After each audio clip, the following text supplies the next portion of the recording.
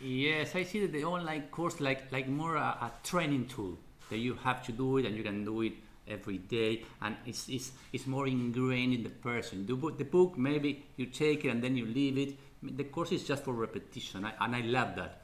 It's a great tool for preparing in certain topics. And my last question is, you achieve amazing things for books, courses, coaching certain people. Uh, my last question is, who is JP Nerbun? That's a great question. And the beautiful thing about that is there's, I think a lot of times as leaders we're told, you got to first know who you are. And so you're trying to answer that question of who am I? And I like to just say, who am I today and who am I becoming?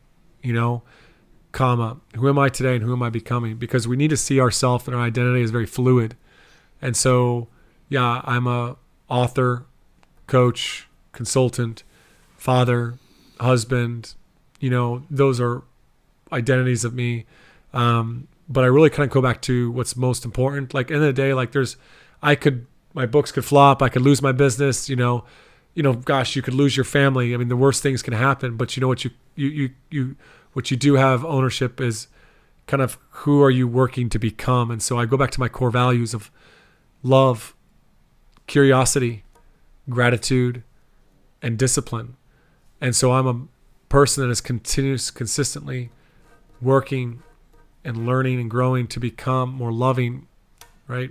Becoming more grateful, becoming more disciplined, right? Those are things that I'm constantly working at. So I go back to who am I? That comes back to my very core, right? And there's also these other identities that I do have within that and how I show up. I love that statement. Who am I becoming? And that's a very good question for all our listeners to think about it. So